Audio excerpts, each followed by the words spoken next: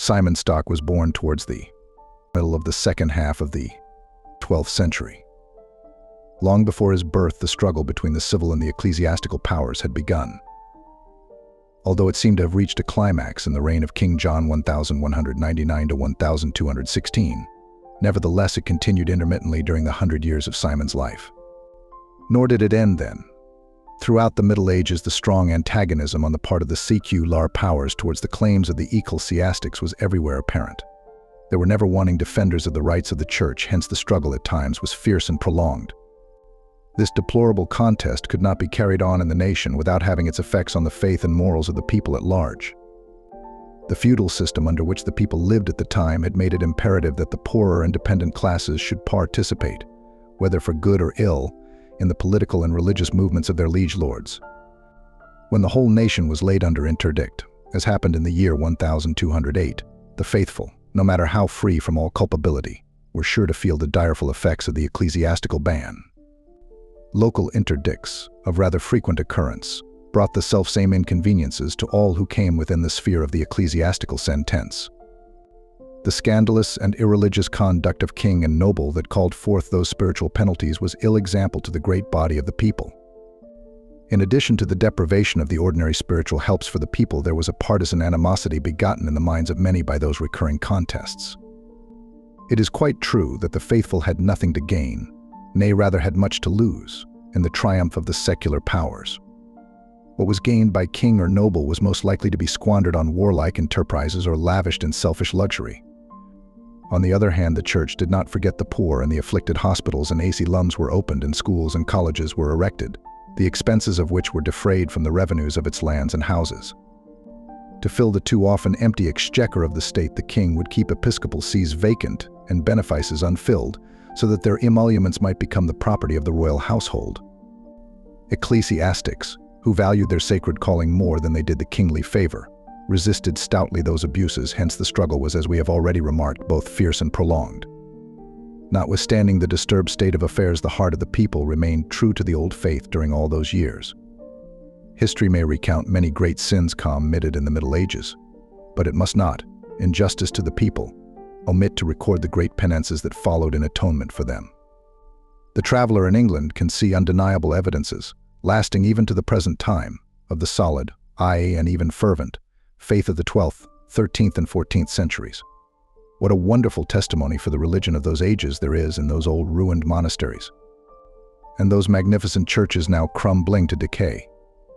Need we appeal to those seats of learning so venerable and yet so efficient in our own times?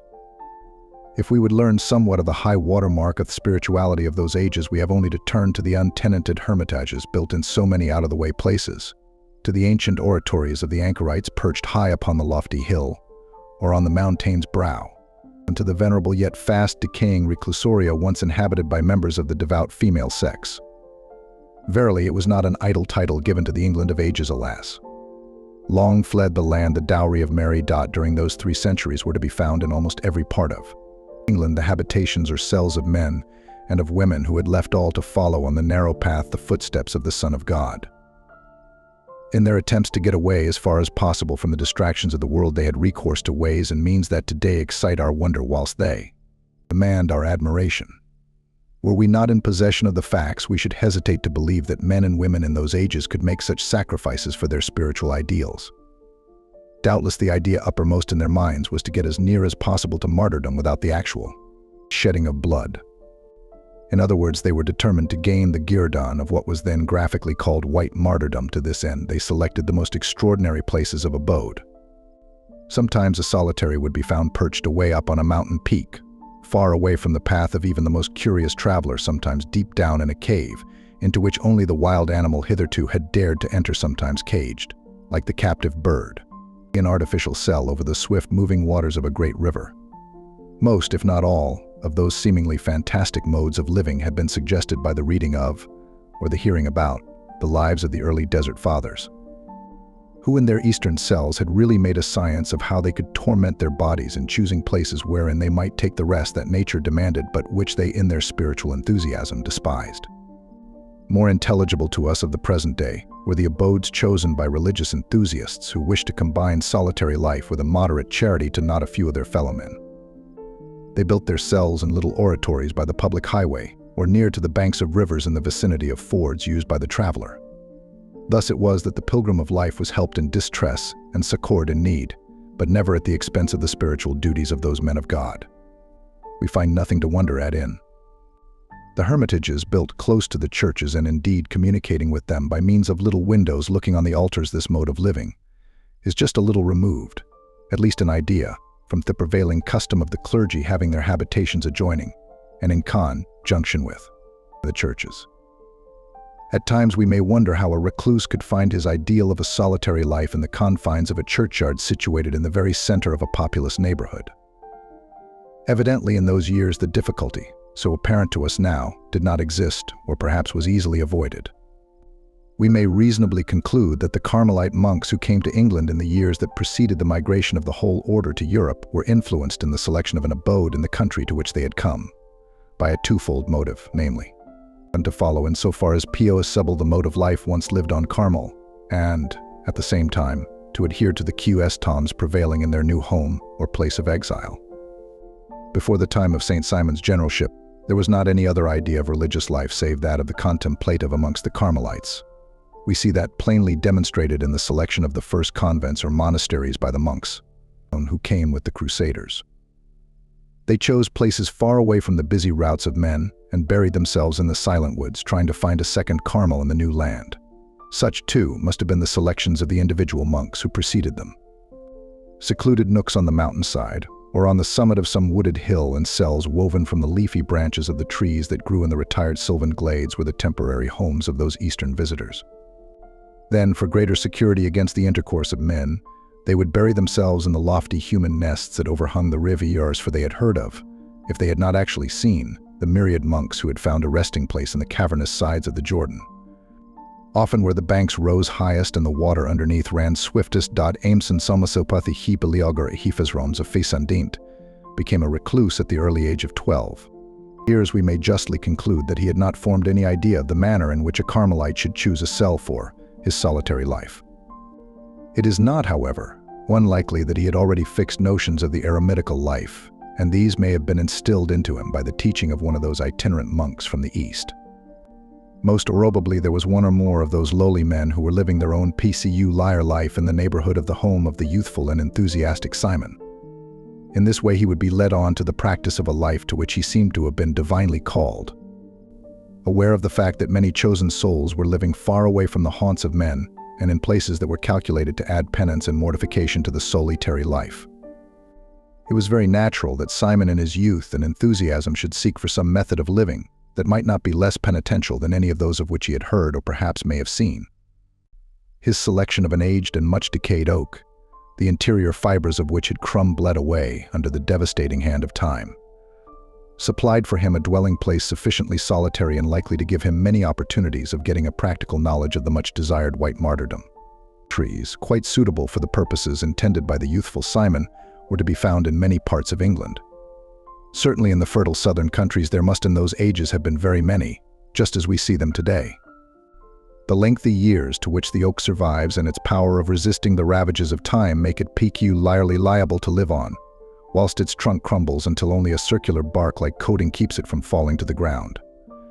In some countries the cavity thus formed is very spacious. In England one often finds room enough in the trunk of the oak to rest comfortably, and it may serve as a kind of tiny oratory or praying place. Nevertheless, life continued for a long period in such a cell must have been very irksome. Naturally, the open door-like space was always large enough to admit the winter's cold and the summer's heat, with all the atmospheric inconveniences attendant on an English winter, and an English winter, and an English summer. The choice of a tree-trunk cell, however remarkable in one of such tender years, was not a thing hitherto unheard of. Indeed, it would be a rather difficult problem to find a mode of living, as long as it was penitential and very irksome, to which some hermit or recluse had not recourse in his desire for a retreat adequate to his preconceived idea of getting closer to God and farther from man, to give the soul scope to expand and to thwart the appetites of the body. A retreat of this kind in one of the thick woody dales that then covered so much of the south of England was an ideal place to be alone with God. Remembering the reverence in which hermits and anchorites were held by the people in general and particularly by the simple country folk, who were most likely to be in the neighborhood of those places. Simon was quite safe from all worldly annoyances. The owners of places of retreat, in the years when Simon was a hermit in Kent, were far from displeased to have their property used by holy men desirous of dedicating their lives to God. The presence of one called to so exalted a state was a guarantee that the public would respect the neighborhood in which the servant of God lived. It is not unlikely that the place chosen by Saint Simon was in his own paternal property. Although thoroughly wedded to his sylvan retreat, there was no obstacle to Simon's paying a visit to his own family, or some special friends, or some neighboring hermit or recluse. The sincerity of the life was the best guarantee that any abuse in this way was not likely to occur, whereas on the other hand, such visits were, at times, of obligation arising out of spiritual reasons. When the hermitage or the anchorage was too small to admit of the celebration of Holy Mass, then the servant of God had to make his way at the appointed times to the nearest church. We are also informed that from their rustic retreats went forth the hermit and the anchorite to preach the kingdom of heaven to the wayfarers, or mayhaps to denounce some special prevailing sin of the times. Coming forth from their intimate converse with God, the fruit of their preaching was, at times, truly wonderful, and in those places, wherein the diocesan clergy, and even the monks had failed to recall the erring children of the church to repentance, they had remarkable success. People of all conditions in life wended their way to the rustic cells of those men to ask counsel in difficulties and to solicit spiritual aid in distress. Their influence was extraordinary with the rich and the poor, with the sinner and the saint. Here seems to be no doubt about the year of the birth of Saint Simon. All his reliable biographers are in agreement that he was born in the year of our Lord 1166. We do not find the same harmony in the discussion as to the family to which he belonged. Some biographers have given him rich and wealthy parents reputed to be of noble lineage. In fact, we read of the father of the saint being a count, or at least as one of the important nobles of the county in which Simon was born, hence the title sometimes written Count of Kent. Or as some prefer Count of Canterbury, others of his biographers mention merely that he belonged to honest and good parents whose piety was well known. The question is hardly worth discussing for the simple reason that it matters not who were the parents of the saint. Our whole interest is centered in him alone, and accepting the admonition of the Holy Scriptures, by their fruits ye shall know them. We may at once conclude that they were God-fearing people who were certainly noble in the eyes of their Creator, whatever may have been the rank to which they belonged. It might be interesting, even though not instructive, to recall that Simon at an early age was called by God to a life of self-renunciation and prayer. This would seem to indicate a certain amount of knowledge of the spiritual life not easily obtained in surroundings that were devoid of at least a mediocre learning and acquaintance with higher spirituality. We are, however, more impressed by the fact that, so young in years, he was allowed to go into a solitary hermitage, and thus remain alone, far from all restraint and evidently without the recognized means of sustenance. One explanation at once occurs to us, namely, that he took up his solitary abode in his own paternal dominions, where, although living a life of extraordinary piety and penance, he should still be under the eye of friends who could succor in time of need if such were to occur. This interpretation would make his manner of life in his tender years quite intelligible, and not so seemingly irreconcilable. In the choir of the old Carmelite church of Bordeaux, dating from the 13th century, there was a panel illustrating one event in the life of Bordeaux' great saint, namely, a miracle performed by Saint Simon when he was yet a recluse in his trunk cell in Kent. The scene of the miracle is laid in the paternal home of the family, then in possession of the saint's brother. It is quite evident that Simon was able to visit his brother's household, and that his brother had still hopes of recalling him to what he conceived a saner life. The same miracle is mentioned in the office of the saint, not only in the oldest one we know of, but even in the one at present recited on every 16th of May. As we have to refer to this later on, we need not here delay to enlarge on its signification. Sometimes the name of a saint may give us an inkling as to his family, and not rarely there are titles or descriptive adjuncts to the Christian name that supply information as to place of birth or family connection. Although from the very earliest times Simon is added to his Christian name, the epithet stock, we can only infer from this that his mode of life was living in the trunk of a tree. Just as we read of another Simon named Stylites, a title given because of his peculiar mode of living on the summit of lofty pillars. The earliest extant life of our saint is by John Grossi, who was general of one part of the order in the year 1389. This writer evidently copied his information from an old manuscript which he had found on his visit to England, hence the title or epithet. Stock must have been known even in the lifetime of Saint Simon. It is utterly impossible that Grossi could have given that title to the saint, for he was a French man, and the connection between the title stock and the mode of living would never have occurred to him. He was, then, simply relating a fact which he found in the older author, and like a conscientious historian, he gave what he had found there. A recent writer, unaware of the fact that Grossi had been in England, gives quite a romantic touch to his life of the saint, which we have characterized as the oldest extant. The lives of the saints do not profit by useless speculations. We must not omit to add that it was just at this particular time that family names were being supplied from occupations, or professions, or some peculiarity in the family or in the person. Nothing really definite is known about the parents of the saint. We have in some old manuscripts the mention of a brother who seems to have continued to live the same manner of life as his parents, and who was, according to some writers, occasionally visited by the saint even when he was yet sojourning in his trunk cell. From the external evidence, some of which we have already mentioned, we do not consider it at all probable that his family was so poor that Simon, in his earliest days, was forced to beg from door to door.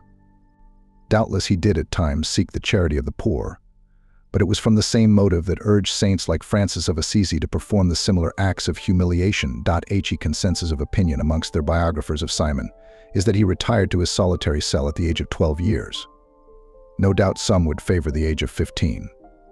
But the exact year is not of vital importance, for we must see in the selection of such manner of life something more than the merely natural, even though his biographers were found silent on the point. They are not, however. All seem inclined to the opinion that one so young had need of supernatural help to venture on this kind of life, and to continue in the austerities of the rule he had proposed to himself. We must not suppose that Simon was a poor, ignorant country boy without education, having no real perception of the obligation incumbent on one who had taken upon himself the life of a solitary or recluse, though we may concede that he belonged to the humbler class of the people. Still, we may feel quite certain that he knew well the nature of the life self-imposed. In those years, contrary to the prevalent ideas of later times, it was within the reach of even the children of the poor to obtain an education suitable to the wants of the age. The schools of the monks afforded ample opportunities to all who desired instruction, which was freely given without any idea of future recompense. One imbued with the ideas of the youthful Simon was not likely to omit an opportunity of gaining a means to realize more fully the promptings of his spiritual nature. We can, then, very easily accept the account of several of his biographers that, even at the early age when he went into his hermit cell, he was in posses scion of a certain grade of learning which doubtless he utilized in his new life, and which he was sure to augment in his solitary hours. His subsequent career is the best guarantee that he knew the value of learning. It would be all in vain for us to try and follow Simon through his hours of meditation and contemplation in his rustic home. If we could, it would be a certain indication that we too were gifted with the same spirit. Unfortunately, to us living in the world and surrounded by its cares and its troubles, it seems a mystery, although the fact is never doubted by the great body of the faithful that a soul, alone in the solitude of its cell, far removed from all human interests, can rest there with one only thought ever present to the mind, forgetful of all else, interested in that one thing alone. Not for hours alone does it thus remain, but for days and months and years. We may not doubt that the first years of Simon in his tree trunk cell were passed principally in contemplation and meditation. The very idea that moved him to his peculiar mode of life must have been the result of profound thought and serious and prolonged cogitation illuminated by a divine light. When, then, he found himself free from the trammels of domestic life, he at once betook himself to this science of the saints, wherein he learned the value of the things that pass in time, and those that are in eternity. It is a study that never cloys in the soul of the true friend of God. Days pass and nights are as if they were not, to one engaged in this wonderful work of intimate conversing with the Creator of all things. Worldly joys are mere air bubbles, and earthly friendships are contemptible, when weighed in the balance with such spiritual delights and such ardent love. To the worldling, the life of those chosen souls, like Simon Stock, is totally incomprehensible. The Scriptures well express the sentiment fairly common amongst men: we fools esteem their life madness and their end without honor when it is too late. The truth shall come home to us, behold how they are numbered amongst the children of God, and their lot is amongst the saints. So earnestly did the youthful Simon apply himself to this celestial science that he forgot the wants of the body, and, were it not for a benign providence, his wasted frame should have sunk under the weight of his neglect. Once in the day, we are informed by his pious biographers, a little dog came trotting to his cell bringing a scanty crust of bread. To quench his thirst, a little water sprang out from the hard earth. Heaven seemed to begrudge any of those precious moments to anything save to its own self. No wonder that the devoted children of such a spiritual father have read into those days visions and spiritual consolations which seem to the worldling not only improbable but ridiculous. Father Philip of the Visitation, a diseased friar, who has written very interestingly of the saint to whom he had a great devotion, tells us, without however mentioning his authority for the facts, that, at a very early age, Simon was wont to go in search of sanctuaries and actual shrines of the Blessed Virgin. If he found himself in any place where there was no memento of his heavenly queen, then he would procure a small effigy and erect it there, and if that were impossible, then he contented himself with writing the name of Mary on the trees in the neighborhood. His great love for the Mother of God had made him a poet even at the early age of 7, and he was wont to break forth into sweetest numbers when speaking about his mother and queen. This we can readily believe. We have some few examples of his poetic labors belonging to his later life. According to the same good father, one of his constant themes was the Immaculate Conception of the Mother of God. A treatise on this dogma has been attributed to him, however, as it is not now extant, we cannot judge of its authenticity. That he made a vow of perpetual chastity long before he became a Carmelite is very easily believed. It was not by any means an unusual vow in those years.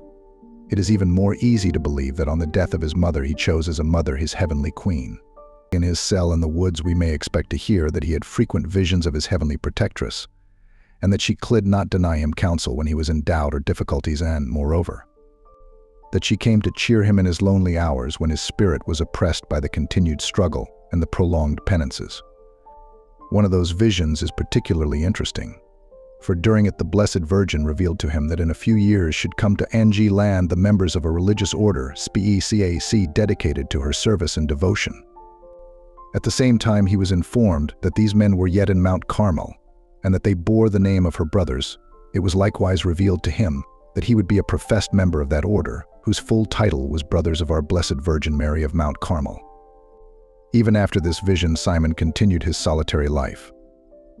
Occasionally he went forth to instruct and preach to the people, for he was now of an age that gave him a certain prestige for the missionary labor. We are told that his efforts were crowned with success and that men listened to him and obeyed his call to penance because his burning words were the echo of a life for which they all had the greatest reverence. This account of his missionary work is in accord with facts we know of concerning other contemporary hermits and recluses. Amongst the Carmelites also it was the custom for their recluses to go out at times to preach to the people. This custom continued until the days of the Venerable Thomas Scope Bradley 1391 to 1491, who renounced the bishopric of Dromore to go into the hermit's cell, from which he occasionally went forth to instruct the faithful and to recall the sinner to repentance. Amongst the literary works attributed to Simon is a volume of homilies to the people. It was in all probability during those years that he reached and wrote them. From the time he became a Carmelite, his life was far too much occupied in the important and absorbing matters of the order to attend to literary work of his kind. If Simon had not met any of the exiled Carmelite monks from the Orient before his entrance into the eremitical life, he most assuredly came to know some of them in his peregrinations through the countryside when he went to preach and to Kate Chise. Recognizing that his ministry should be far more efficacious if he had the dignity and the authority of the priesthood, and believing that it would be accordingly advantageous to him in his future, as a Carmelite monk, to be in holy orders, he prepared himself for the priesthood, to which dignity he was raised by the Bishop of Win Tun, Peter des Roches, in his 40th year. Although deeply engaged in his studies and his missionary work, Simon never once forgot his interior life, to which he was profoundly attached and from which he drew the wonderful spiritual force that enabled him to overcome all difficulties and to prepare for the yet grander mission to which he had been specially called by his own beloved queen and mother. The whole life of Simon was replete with miracles according to his biographers, but they were always of a personal type and rarely had reference to anyone save himself. However, we read of one that deserved and received special notice. It must have occurred in the later years of the first missionary efforts of the saint, that is to say, before he had left his rustic cell to go on his pilgrimage to Carmel. As we have already intimated, this miracle forms the subject of an effective picture outlined on one of the wooden panels of the ancient choir in the convent wherein he died, namely Bordeaux. It was still in the choir when John Cheron was prior of the convent before the middle of the 17th century. Unfortunately, it did not resist the ravages of time and so gave way to something more lasting, but less interesting to those who treasure all that brings us in touch with the earliest days of the devotion to the saint. It may have been that the event was too frivolous in the eyes of later generations to merit such a permanent reminder, at least in the estimation of some of the brethren. In every age, the faithful Christian believes that God can do all things, and the true Catholic knows that the real friends of God can, by His power, do many things that otherwise were impossible. Nevertheless, when it comes to an individual event of a miraculous nature, there is a tendency to let the merely human element be sole judge. Often events that have a deep significance and a practical lesson assume small proportions and shrink into the absurd or the ridiculous, when viewed only in the light of the merely natural. There is a common feature in the lives, whether of anchorite, hermit, or recluse, one which recalls a similar feature in the life of the older monks, namely, a great and abiding love for all God's creatures. When we read of Francis of Assisi leading the ferocious bear from its wilds to the great piazza of Gubbio, in order that a compact may be made between it and the citizens, both of which had much to forgive and forget, we do not want to question the improbability or the absurdity of the incident. We are content that it teaches a lesson suitable for every age of the world and for all peoples thereof. Another aspect of this creature love is displayed in the legend of Iona. Columba, the saintly abbot of the famous monastery, loved dearly not only all the brethren but also every creature that helped the brethren in their holy labors. An aged horse that had served the monastery for years, instinctively aware that its last day was at hand, sought out the holy abbot, and approaching him as he walked amidst his brethren in the fields, laid his shaggy head on Columba's shoulder, whilst two great tears rolled from his eyes and fell on the habit of the abbot. The holy man, moved with a great love for the faithful servant of the monastery, uttered a few kindly words which seemed to satisfy the aged animal, that forthwith returned to its stable, wherein the brethren found it dead on the following morning. It is evident that the root of all this love of animals is the fact that God made them, and these are the creatures of His hand. During the later years of Simon's life as a recluse in his trunk cell, he was accustomed, as we have already said, to go visiting those whom he could help spiritually, and amongst them was his own brother. On such visits he never relaxed his severe mannere of life, and his only food was of a vegetable kind, for not only had he relinquished all hesh meats, but he even would not allow himself the poor luxury of fish meat. On one of these occasions his brother, who must have been well aware of his rigorous abstinence from all such foods, prepared for the repast to which Simon had been invited some very enticing cooked fish. Narrators do not agree as to the motive of this action on the part of his brother. Some say it was because he did not believe in the austere life of the solitary. Others that it was a temptation specially intended to try the strength of Simon's vocation. Others, some more charitably, assert it was because his brother had no other food and wished to celebrate the advent of such an honored guest to the paternal homestead. Whatever may have been the motive, Simon was determined to teach them all a lesson. He took the dish containing the fish laid before him for his portion, went to the stream close by the door of the fraternal mansion, and murmuring a prayer, gently placed the cooked fish in the running waters. Lo! Before the eyes of the whole household the fish came back to life and straightway began to swim in the waters. It is quite true that the occasion does not seem to merit such a special interposition of providence, but of this we are not the judges. We must leave to the saint himself the right to declare the relationship between the event and the reason of it. The miracle is important to illustrate the nature of the austere life of Simon, since it is not at all improbable that he continued this restriction in food all through his religious life. If so, he must have led a life of great mortification, because the only food allowed to the early Carmelite monks was vegetable and fish. All kinds of flesh meat were prohibited until the rule was mitigated by the Pope. This gives us a slight insight into the character of Simon Stock.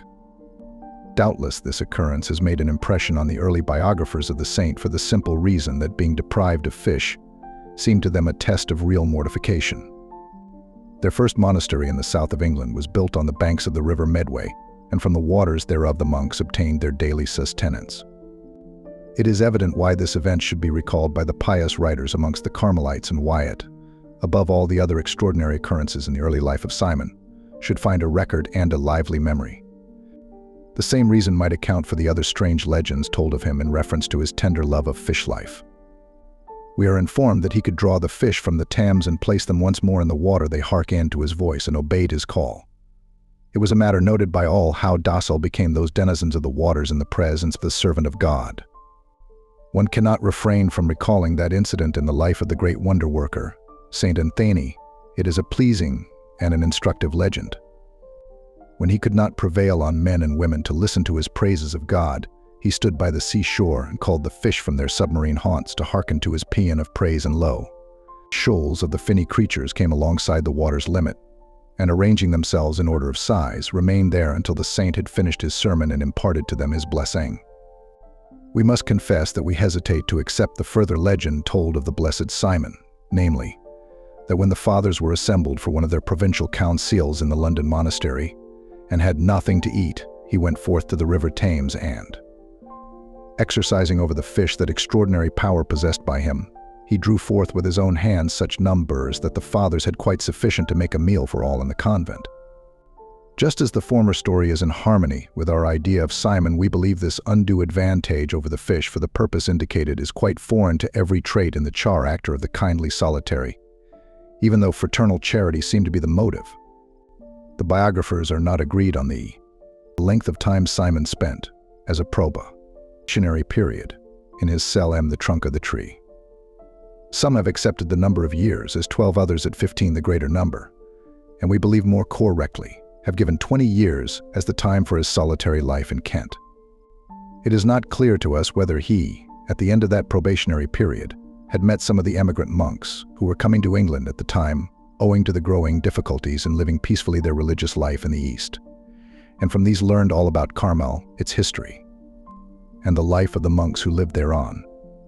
Then that recognizing the order foretold him, he had become a novice under the directions of those exiles, or whether he took the vow as was the custom to go to the holy places, and having arrived in Palestine, sought out the monks, and there on Carmel itself made his religious profession. We prefer to think that he went in pilgrimage to visit the holy places, and having accomplished that desire so clear to every recluse and hermit, he presented himself to the superiors of the monks on Carmel, who in all probability had already heard of his life and of his sanctity, and so had no difficulty in admitting him to his period of probation antecedent to profession. In so far as we know, there was no place in England for the novitiate of Carmelite candidates. This would presuppose the presence of at least a small body of religious, and also opportunities of trying the vocation of those presenting themselves for admission into the ranks of the monks. No doubt in the year 1241, or about that period, there was a regularly formed community such as it was, but we are quite sure that long before that time Simon had taken his vows as a fully fledged Carmelite, otherwise his sudden elevation to power in the order should be inexplicable. It must have been soon after his ordination to the priesthood that he made his first journey to Palestine, that is to say, some time after his 40th year. The Venerable Thomas Bradley informs us that in the year 1212 Simon abandoned his rustic cell and made his profession in a recently arrived community from the east that had then settled in Kent close by the place where stands the present ruined monastery, which of course was built many years afterwards. We mention this testimony because of the author who has written it, recognizing his worth as a Carmelite historian, even though it does not seem so probable to us. No doubt sufficiently large communities of the monks had already settled in other parts of Europe before and about these years. All England was in a ferment at this time, for these were the years that preceded the king's having to concede to the people the famous Magna Charta. The presence of holy men who had great influence over the people was very necessary owing to the disturbed state of the realm and the dangers to religious discipline. St. Berthold died on the 2nd of September in the year 1213, and to him succeeded, as general of the whole order, the blessed Holiness, who remained in that office until the chapter in which Simon Stock was chosen in his place. There seems to be no doubt that owing to the increased number of monks that had passed into Europe from the east, there arose the necessity of having a superior over the monks in the western parts with the same jurisdiction as Holiness held over all the order in both east and west. This office was allotted to Simon Stock, who evidently was well known to the various priors of the order in both parts. He was consequently a kind of assistant general, or rather commissary general of the order in Europe. The inference, then, that he spent quite a number of years in the East, and particularly on Carmel, is not only very natural but is a necessary deduction. During all those years on Carmel and in the East, there was a galaxy of men noted for their zeal in religion and for their learning as well as for their administrative powers. Nevertheless, the man chosen for die government of the order in the West. And for the delicate embassies to popes and princes, is Simon Stock. This gives us some idea of the worth of the man and how profitably he must have spent his time in Die Tree Trunk Cell in Kent. It makes the story of his years in the University of Cambridge more than a mere conjecture. Some of his admiring biographers have assured us he took not only his bachelor's degree, but that, on the insistence of the university authorities, he received his master's degree. The zeal afterward shown by Simon in the cause of the education of the youthful Carmelites reveals the mind of one who knew from personal experience the value of learning. We do not know how long Simon remained in the Holy Land on his first visit. We are inclined to think the time must have extended over several years. The life on Carmel was one very congenial to him, for it recalled the happy days in the tree cell in Kent. Once again, we are informed of the care Providence took of its favorite son. Simon remained in his cell on Carmel so persistently that he began to forget all the wants of his body. Hence, as of old, a kindly Providence attended to his needs. The birds of the air, this time, were the good Samaritans who daily brought him his scanty allowance, just as in the days of Elias the ravens had succored the hidden prophet. His rare conversations were with men who were veritable giants in the spiritual life, men who had left all and crossed the seas to be in the shadow of a mount sacred to so many memories, men whose burning words recalled the prophet of fire. Rare indeed must needs be those conversations on silent Carmel, but golden every one of them. And then those hours of contemplation during which he saw the wondrous sights on which mortal eye never rests and yet are plainer, clearer, and more acceptable to view than anything imagination ever pictured. There upon Carmel he renews his intimate converse with his heavenly queen. The threads of friendship first woven in the rustic cell of Kent are made firmer and rendered more beautiful by frequent visions, and often converse. Here it was that Simon stored up the mighty spiritual forces with which he was to conquer Europe for the brothers of the Blessed Mary of Mount Carmel. Viewed from a merely human standpoint, the mission of Simon was an impossible one, but standing in imagination at the door of his cell on Mount Carmel and visualizing the man and his surroundings, recalling his life and its motive power of inspiration and hope. The subsequent history of Simon and the order to which he belonged appears as an inevitable consequence. Certainly the workings of a benign providence may be easily noted. On his return to Europe, he at once set about the adjusting of his order to its new surroundings. We have no doubt that he was one of the effective instruments in obtaining the approbation of the rule from Honorius III. Even before the great body of the monks had left Carmel, there followed other papal enactments in favor of the order. These latter, 3 in number, related to the internal government of the growing order, and were granted by Gregory IX. We may not stop to recount the extraordinary occurrence that heralded the approbation from the Pope, although it has been recalled in the annals of Carmel and has found a memory in the divine office. We must, however, dissent from the more common opinion of the older writers amongst the Carmelites, namely that the solemn commemoration of our Blessed Lady of Mount Carmel takes origin from that event. There is, however, more to be said in favor of its claim to the institution of the feast than the supposed occasion excogitated by Father Zimmermann. As a matter of fact, Simon had not only a part in the event which determined the institution of that important feast, but he was the leading human agency. The true origin of the feast shall find a place later in our narrative. Simon seems to have passed back and forth to the Holy Land several times. On one occasion he was the companion of the Blessed Jordan, general of the Dominicans, a worthy successor to the zealous Dominic who, on his return journey, was shipwrecked and lost his life. So strong was the bond of friendship between them that Simon was able to console the brethren of the Blessed Jordan by confidently asserting that he was in bliss, enjoying the vision of God. The holy man, a short time after his death, had appeared to him and told him of his eternal happiness, the reward of his life of piety, prayer, and zeal.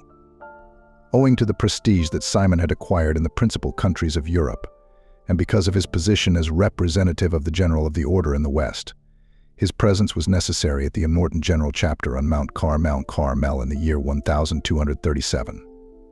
In that chapter was decided the migration of the fathers. At least as many as could make their way to the west had full permission to leave the sacred mount, and also the monasteries in eastern regions.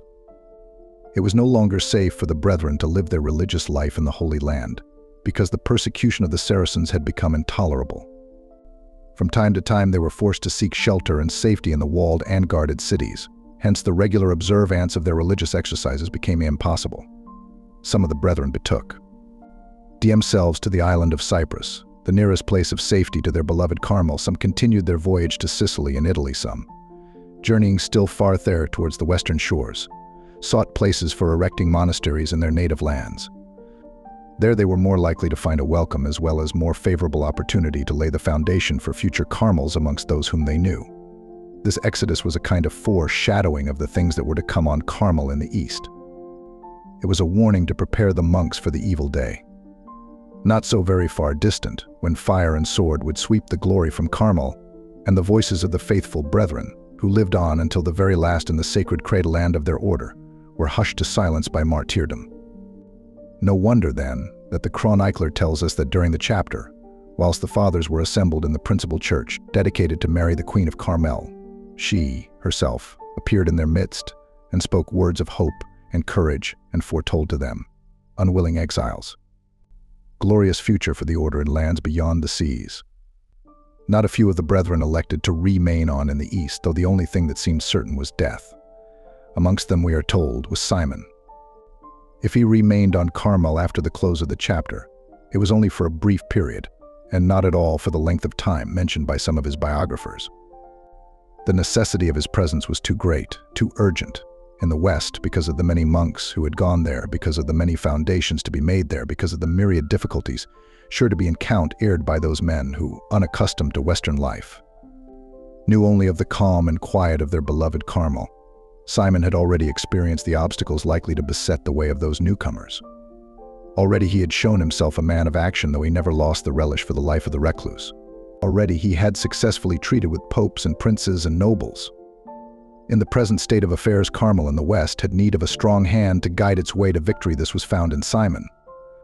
In the first half of the decade of years that followed the migration of the Carmelites into Europe, their chief difficulties were to find hermitages that should serve as retreats wherein they could live according to the rule given them on Carmel.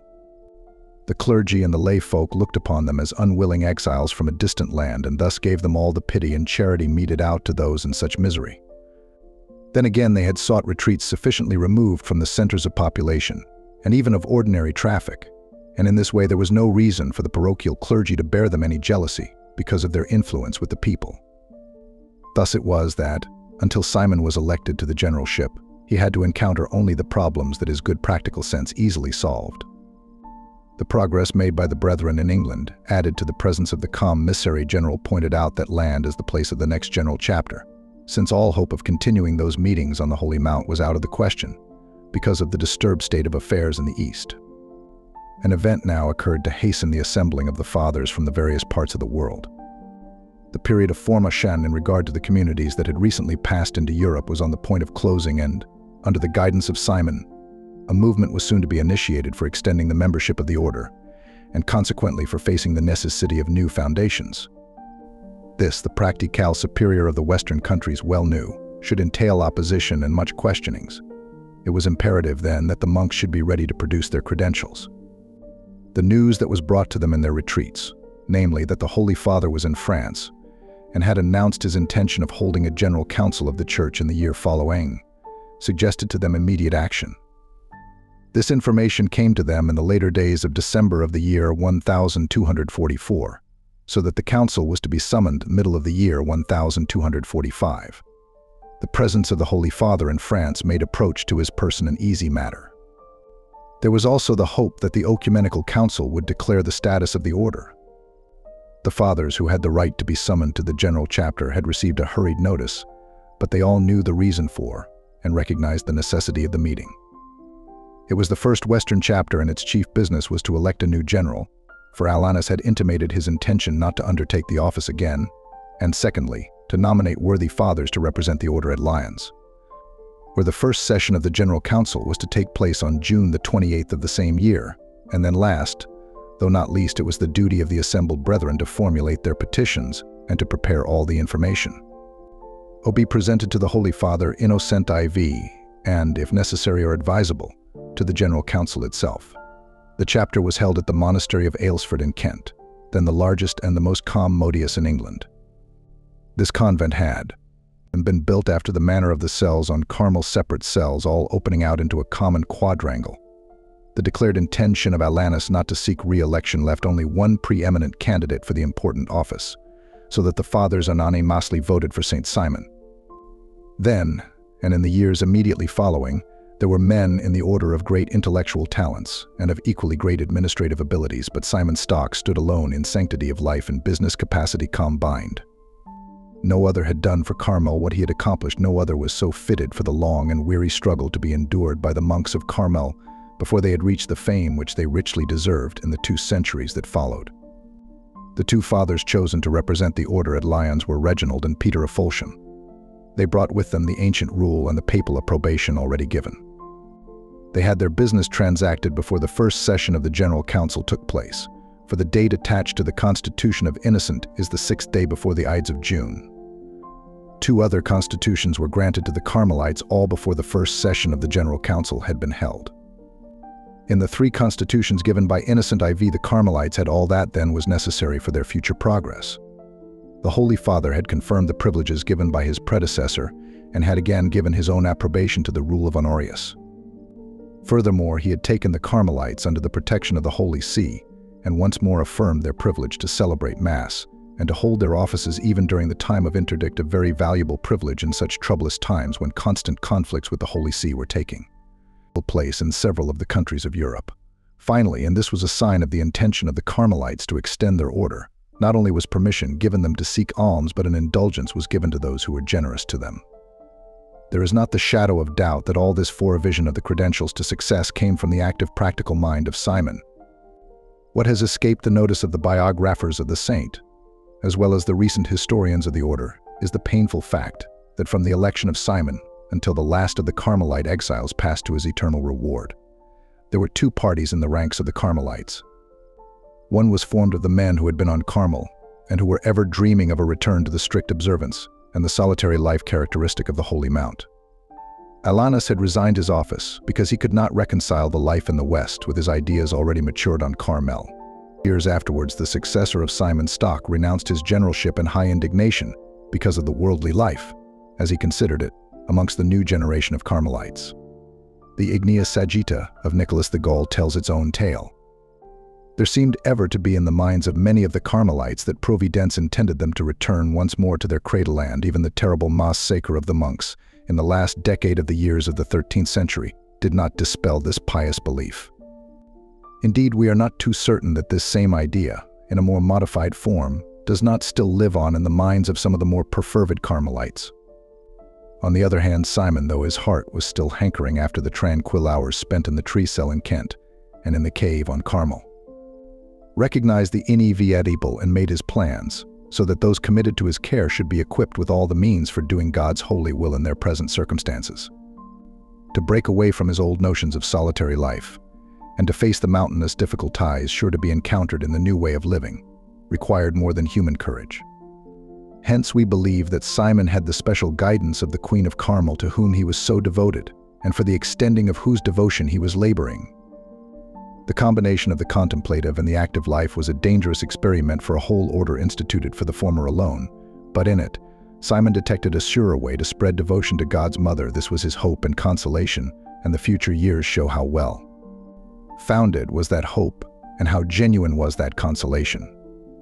It is worthy of note that even Simon, profoundly interested as he must have been in Western affairs, turned his attention in his ending years to the beloved Carmel. In the year 1261, he obtains from the Holy Father a special indulgence for those visiting the Carmelite churches in the East, and later still.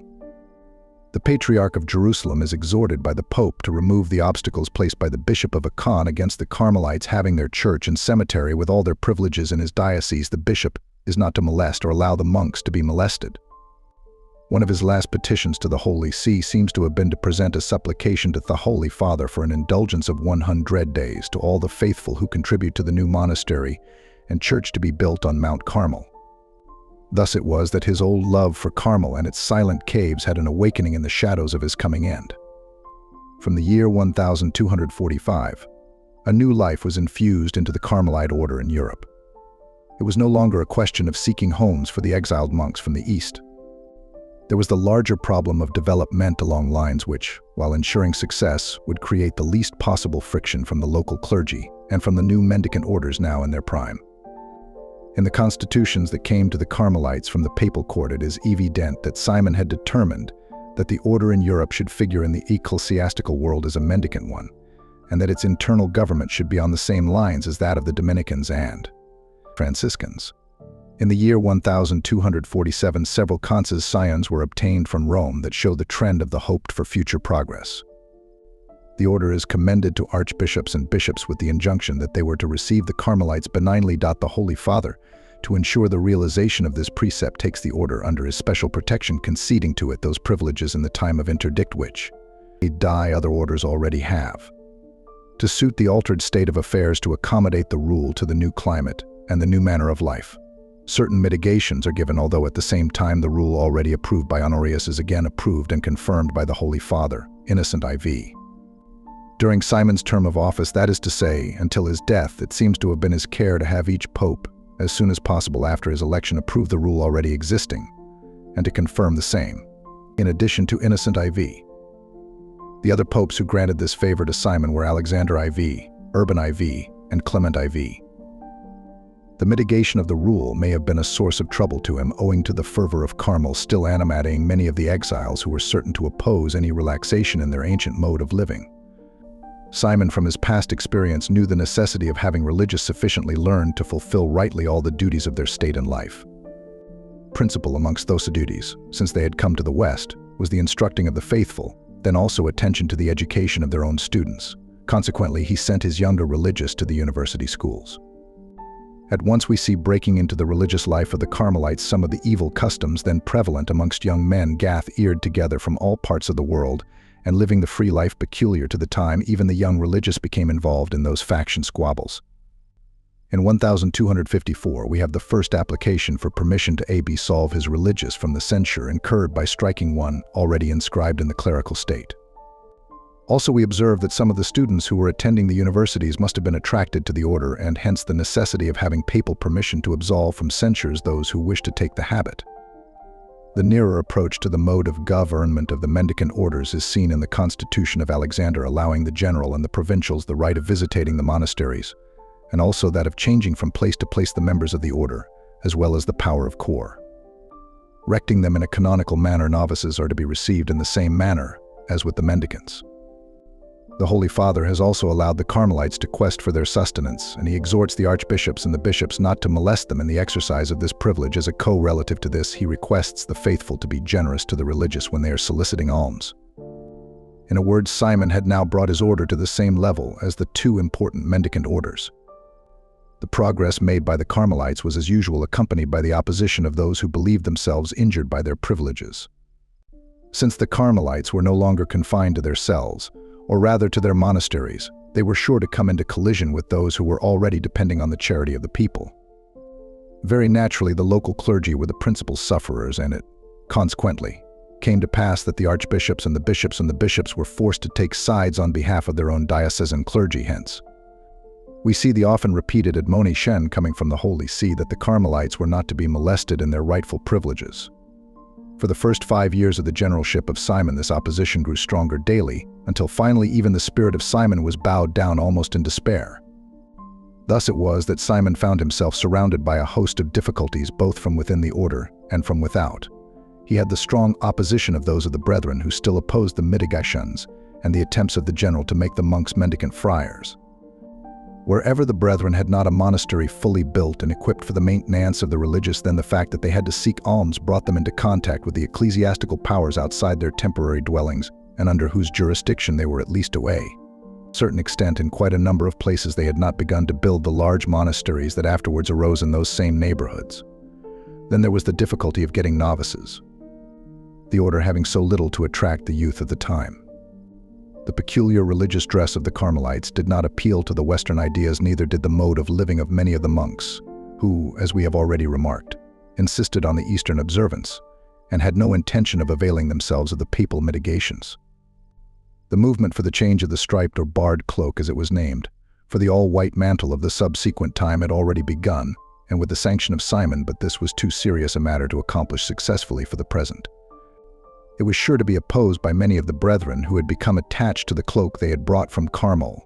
Then there was the opposition of those other orders whose religious dress was akin to the one proposed by the Reform. An event occurred in the year 1251. which was destined not only to solve the two great problems that then occupied the mind of Simon, but was destined to have a worldwide effect on the faithful. In that year, namely in 1251, Simon was visiting the new monastery situated at Newnham near Cambridge, so that the students should be in fairly close touch with the university which they were frequenting. It was in the generalship of Simon that the brethren had already moved from Chesterton to Newnham. They still retained the old mode of living, for we are told they made many cells, a church, a cloister, a dormitory, and the necessary office sufficiently constructed. It was in one of these very cells that Simon, now far advanced in years, was living, bent down under the weight of so many and so heavy burdens.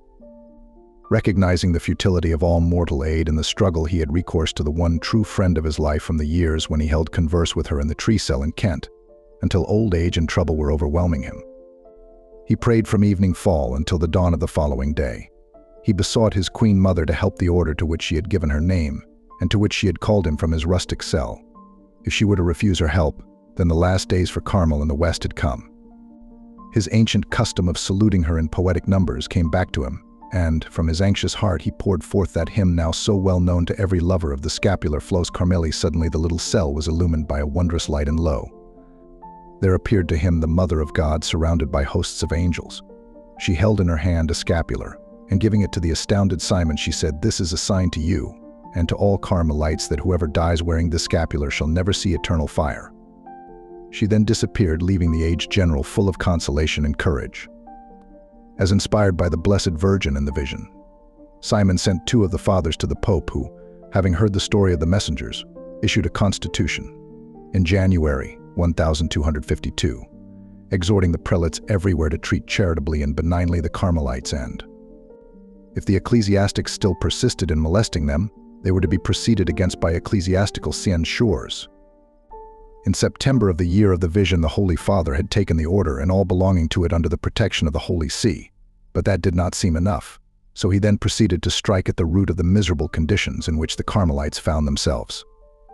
Before the September of 1254, we have no less than 4 other papal constitutions in favor of the Carmelites. There was no longer reason to doubt the efficacy of the intercession of God's Mother. Then occurred to Simon the idea that the time had come for a change in the principal religious habit of the Carmelites in the West. Not at once, but in the near future, the obstacle that made many of the Western youth fight shy of the Carmelite order should be removed, that is to say, the barred mantle. He argued rightly that, in the course of time, the scapular would be recognized by all as the habit of the order. Hence, the mantle should then fall into a secondary place in the importance of the friars and the faithful generally. As a matter of fact, 20 years after Simon was laid in his tomb, the fathers in a general chapter declared the putting aside of the striped or barred mantle, because they said the scapular was the habit of the friars. Amongst the faithful, the well-being of the Carmelite order had become, for many of them, a really personal affair, by reason of the confraternity formed by Simon and his brethren to foster the devotion of the scapular. When the people learned of the promise given by the Blessed Virgin to all who wore the habit given to Simon, all those who knew the Carmelites, and especially those who lived near to their monasteries or hermitages, eagerly desired to wear it. In this way, a body of men and women arose who were bound together in a kind of religious fraternity under the guidance of one of the friars. It is very reasonable to expect that such associations partook of the nature of the guilds then so well known. Hence, we find in their records accounts of works of mercy and of charity obligatory on the members, but the real bond of union was the scapular, just as the full habit was in the case of the friar. Many of the nobles wore the scapular and consequently were members of the confraternity. In the university centers, the students and the professors seem to have been active members of those religious associations. It was from the meetings of those members that the idea, if not the necessity, of a special feast day arose, for they had their special chapels in the churches, as well as having their special meeting places. The influence of many wearers of the scapular, whose names are well known, as from old records, was very great as well in civil life, as also in ecclesiastical, so that the next step, namely to the right to celebrate a special feast for the members, was an easy one. This was the real origin of the feast known to us today as the solemn commemoration of Our Blessed Lady of Mount Carmel. We need not say that in the beginning its appearance was rather humble as became the association, but gradually it spread and became more and more popular. It is quite evident that the feast was first celebrated in England, whence it gradually spread over the other Carmelite provinces until in the years following, it became a feast of the Universal Church, as it is today. From the year 1251, the fortunes of the Carmelites improved very much, and although all obstacles did not disappear, nevertheless they received an impetus that ceased not for 300 years. During the decade following the scapular vision, Simon was engaged in the work of securing the older foundations and preparing a new generation of Carmelites. It was in those years that the Carmelites were given the places wherein they, in a few years afterwards, were able to raise up the large and commodious monasteries of which we have some of the historical records, and which remained in all their vigor and strength until the Reformation times, when they were totally destroyed or pillaged and given over to seculars. The 5 or 6 years that passed after the giving of the scapular were the most important years in the life of the saint, for it was then that he laid the foundations for the success so soon to having many new foundations in countries like Germany, France, and Italy. At the general chapter held in London, Simon lost one of his most active and reliable helpers in the reform then going on, namely Ralph Frisburn, who had come from Carmel with him and had participated in all the early movements of the order in England. Now old age had come upon him, hence he resigned his office of provincial for England. Providence, however, reserved a good successor for the important office. So the fathers elected Henry Hanna, a man of great administrative ability and gifted with many fine intellectual qualities. Under him, the progress of the English province was almost phenomenal, and to him, as much as to Simon, was due the educational opportunities inaugurated for the students in England. Shortly after his election to the provincialate, he founded a house for the Carmelites in Stockwell, a village in the confines of Oxford. Humphrey Necton was the first doctor in theology of this university, but he was only the first of a long line of learned RN who were a credit to the university as well as to the order. In the same year, 1259, Peter Swanington also obtained his Master Stian of the active and the contemplative life in the order. First, in 1256, Primus' son is given to administer the sacraments to all persons in any way connected with the monasteries or the hermitages then. In 1262, to this permission is added the more important one of administering the sacraments to the faithful outside the monasteries. In this way, the Carmelites were almost in daily intercourse with the faithful who were seeking their spiritual administrations. A privilege that appears to be a result of the Confraternities' influence is twice granted by papal constitution, namely, the burial of secular people in the graveyards of the religious, or rather in the church precincts. We can see in this new legislation the idea of Simon realized. The active life has placed the Carmelites in closer relations with the faithful, and they are not entirely confined to the contemplative life. Not only in the sacred science of theology did the Carmelites become proficient, but in other branches of learning. We have William of Sandwich, whose history is our only information on many matters of vital importance to the order. Then, too, there was Peter Argentorensis, as he was called from his native city in Germany, an historian in addition to his other accomplishments. Simon himself was a poet of no mean order, and the sacred hymns, which he has left us, bespeak the sweetness and facility of a master's mind. The chief works usually attributed to the saint are the canons of divine worship homilies for the people, of which we have already spoken, a treatise on Christian penance letters to the brethren, hymns in honor of the Blessed Virgin. The best known of these being Flos Carmeli and the Ave Stella Matutina.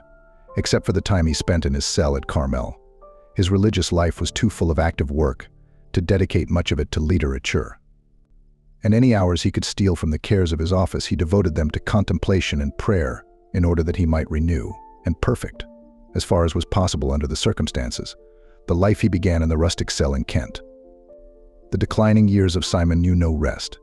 He traveled unceasingly from place to place, ever encouraging the brethren in their new life, whilst exhorting them not to forget the contemplative life which was distinctive of their origin and of the place whence the order came.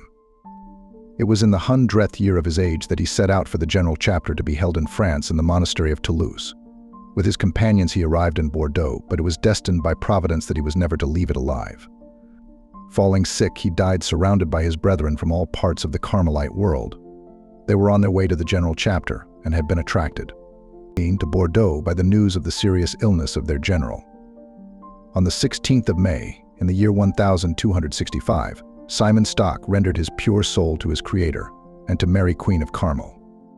One can easily imagine the intense sorrow not only of the fathers assembled in Bordeaux, but of all Carmelites, for all had seen the wonderful works of their general, and were witnesses to the progress the order had made under his benign but effective rule. To intensify still more their grief, it must have occurred to them that the finding of a fitting successor to Simon was a difficult task, if not an impossibility. It is meet that we narrate here the story told by his biographers about his body when laid in the tomb. Immediately after the body of Simon was laid to rest and the tomb was closed, a bountiful perfume exuded from the coffin, wherein the body was reposing, and remained around the burial place. More remarkable still, the darkness of the place was put to flight by a very brilliant light which continued to shine until the brethren, in great consternation, summoned the Archbishop of Bordeaux. This prelate was a man of great sanctity, and had known Simon and the wonderful work he had done for the Blessed Virgin. Hence, nothing doubting, he ordered the brethren to remove the stone that covered the tomb, and lo, the odor became stronger and stronger, and the frame of the dead general seemed alive with a golden light. Age and a life of penance had reduced the body of Simon to the proportions of a skeleton, but now those very bones, almost protruding from the skin, were the bearers of the wondrous illumination. Reverently the body was again enclosed in its tomb by the holy prelate, and then, at that very time and for centuries afterwards, wondrous works were witnessed at the tomb of Simon. The brethren ever venerated him as a saint, and so did the people of Bordeaux. His relics were very much treasured and very much sought for by all the churches of the order. Many extraordinary stories are recorded about their efficacy. It would be tedious to enumerate the well-attested narratives told about the powerful intercession of Simon with the good God, whose delight is to show the spiritual greatness of those who have served him faithfully in life. Twice was the cause of the servant of God introduced before the Holy See, but the process had taken such time that it was seemingly forgotten after each attempt. The Holy Father Nicholas III conceded to the church in Bordeaux the Mass and the office of a confessor to commemorate the day on which St. Simon Stock passed from earth to heaven. In the calendar of the Carmelites, every 16th of May is dedicated to the feast of St. Simon Stock as a major double office of the second-class duplex Massachusetts diocese, the lessons being proper. All Carmelites, as well as all wearers of the scapular, can gain a plenary indulgence, on the usual conditions, by observing the feast in the prescribed manner. Under an altar of precious marble, in one of the beautiful chapels of the great Cathedral of Bordeaux, lies the body of St. Simon Stock, to whom our Blessed Lady gifted the scapular. Time was when reverent pilgrims came from all parts of the world to ask the intercession of the saint. Today only scanty numbers approach the shrine, for the wonderful life of Simon Stock is not now so well known. France, a land fertile in saints, is loyally attending to those of her own children who have been raised to the altars of the church. After all, Simon is but a stranger in a strange land, and doubtless, with a heavenly charity, looks kindly on the national fidelity that prefers devotion to the native born than to he stranger from afar. The Carmelites have reason to thank the generous providence that ordained the death and burial of Simon in the convent at Bordeaux. Had he been laid to rest in the land of his birth, his mortal remains would have been hidden in some secret place to escape the devastating hand of the ignorant fanatics amongst the reformers. With the destruction of the churches of his order, and with the disappearance of the religious, the memory of Simon and of his wondrous life should have passed into a kind of oblivion. It is quite true that, so long as the scapular is worn and so long as there is a faithful soul attached to Our Lady of Carmel, the name of Simon Stock cannot be obliterated from the minds of the people of the Church. Pious writers love to tell us that Saint Joseph was so long a forgotten saint because of his relationship in life with the Son of God and the Blessed Virgin. This indeed was a blessed oblivion. But a time came when God would reveal the sanctity and the utility of the life of the foster father of Jesus. Then it was that the faithful came to know Joseph and to beg his intercession, and greater then was his glory, and more profound the knowledge of him. In a lesser way by all means, yet the similitude is instructive. Has the life of Simon been overshadowed by the magnitude of the gift of God's mother to the faithful children of the Church? So many wear the scapular and appreciate its wonderful spiritual advantages, but rarely do they seek to know the life of him to whom the Mother of God gave it. We may not doubt that this is just as Simon would have it. The life that he so freely gave to her devotion from the time he entered his tree cell in Kent until he passed to his reward in Bordeaux is made more precious reposing in the shadow of his heavenly mother's gift to him, and all Carmelites the scapular.